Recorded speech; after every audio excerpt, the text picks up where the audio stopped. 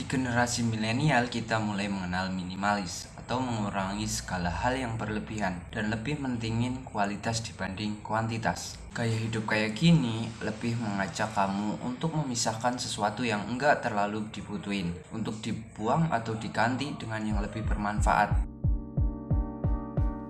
Tips yang pertama adalah mulai dari awal. Hal paling sulit dalam mengerjakan sesuatu, entah itu nugas atau kegiatan apapun, itu adalah memulainya. Nah, today inilah kesempatan kalian untuk mulai dari awal. Kamu nggak perlu ngeluarin semua barang yang ada di rumah. Kita akan ngelakuin ini secara perlahan. Yang pertama, pilihlah ruang untuk tahap 1. Bisa lemari, bahkan sebuah rak sepatu, kemudian mulai dari awal. Seolah-olah itu hari pertama kita masuk rumah. Pertama kita mesti keluarin semua barang dari ruangan yang kita pilih. Misalnya nih, kita mau ngosongin lemari. Ambil semua barang, sisakan hanya rak dan gantungan. Inti dari tahap ini mulai secara perlahan dan keluarin semua barang. Hidup minimalis bisa ngebikin kita bebas, melepaskan dari siklus bekerja dan konsumsi, memungkinkan kita menciptakan eksistensi jauh dari toko atau mall, barang kekinian dan biaya-biaya tertentu. Menjalin kerja keras demi beli barang yang bahkan nggak berguna bagi sekarang ataupun nanti, gitu ya. Nah, untuk menghindari hal-hal tersebut, kita bisa jadi konsumen minimalis, minim konsumsi sehingga kita bisa membatasi diri untuk nggak berlebihan beli barang, hanya pada apa yang kita perluin.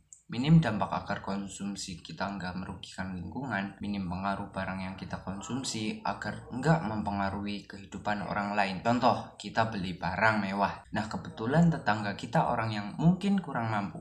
Disitulah kemunculan rasa iri dan dengki. Jadi konsumen bukan berarti kita nggak pergi ke mall lagi, nggak perlu juga ngobrak-ngabrik tempat sampah untuk ambil barang-barang yang kita butuhin. Terus kita perlu apa? Kita cuma perlu bersyukur, karena faktanya di zaman nenek moyang kita nyari makan tuh susah banget. Kalau lapar ya harus berburu dulu cari makan. Bahkan di hutan hewannya pasti buas dan liar pastinya. Jadi apa yang harus kita lakuin untuk jadi konsumen? Yang perlu kamu lakukan hanya memilih untuk enggak membeli. Contoh, misalnya kamu ngelihat iklan di TV. Nah, di situ abaikan aja. Kalau misal butuh buku, ya pinjam di perpustakaan. Menahan diri untuk enggak beli barang terkini. Ketiga adalah treasure transfer. Sebelum kalian nentuin apa yang akan kita lakukan terhadap barangmu, pisahin dulu barangmu. Jadi 3 kategori, buang, simpan, atau berikan.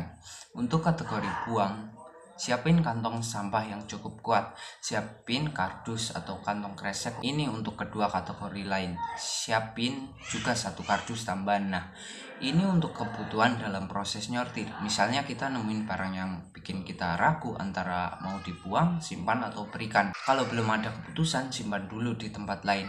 Buang semua barang yang jelas-jelas sampah. Misalnya kemasan makanan, bungkus rokok, baju robek, makanan basi, kalender tahun lalu, botol atau wadah yang enggak bisa digunain lagi. Jangan lupa barang-barang yang rusak juga dimasukin dalam kategori ini. Intinya barang-barang yang enggak layak diberikan. Lanjut ke kategori simpan.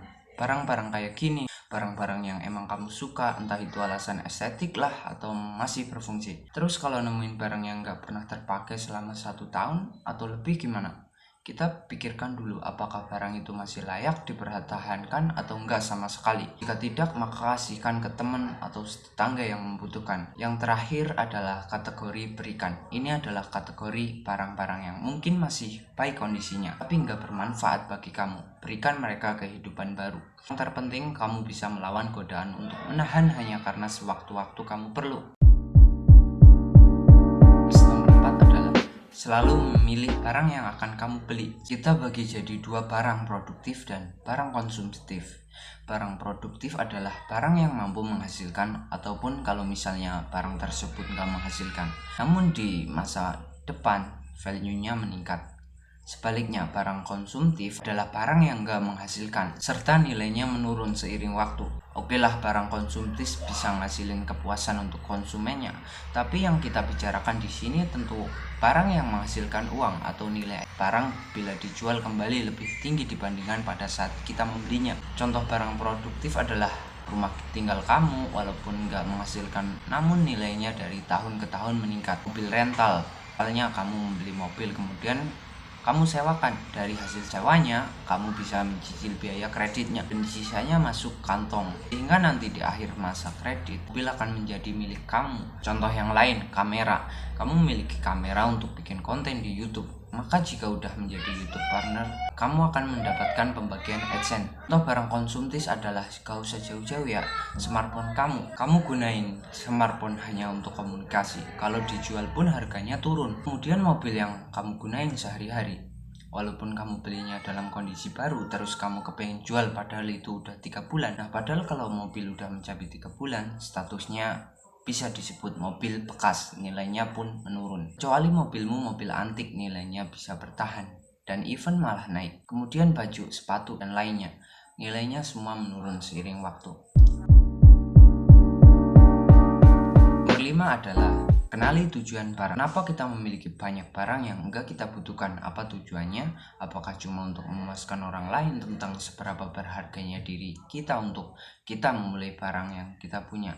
Tentang seberapa berharganya diri kita melalui barang yang kita punya. Nah, dari situ kita ngerasa barang yang kita kumpulin dengan jerih payah, cerminan kesuksesan hidup. Alhasil kita menghabiskan banyak waktu, energi, emosi, dan uang untuk mengumpulkan dan merawat semua barang. Padahal miskin kondisi hidup, sederhana adalah gaya hidup.